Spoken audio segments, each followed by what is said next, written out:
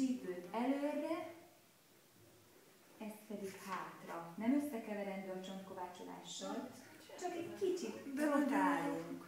Igen. Hát akinek hegyes a könyöke, az picit így tompán tartom, mert úgy bele tudnám szegénynek nyomni, hogy fájdalmat okoznék.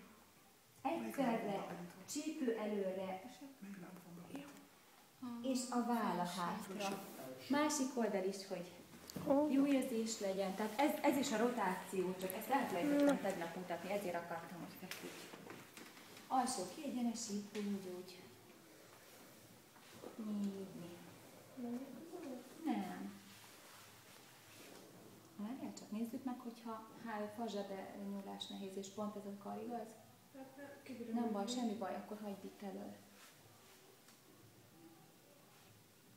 Akkor fújt ki a levegőt, amikor csinálom. Jó, akkor most beszív, bent tart, és fúj ki. Így.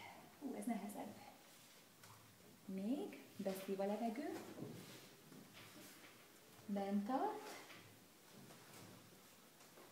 és kifúj. Így. Egy picit megrotáltuk, jó? Lehet, hogy jobb ez a verzió, ami ülve van, de így is lehet. Jó? Az a legjobb, igaz, ülve? Akkor olyan gyönyörűen megcsináljuk. Ezt a csavarást szerintem így nehezebb. Fekve is? Igen? A rotáció is? Így? Egyik oldalon? Jó, oké. Na, ezt gyakoroljuk.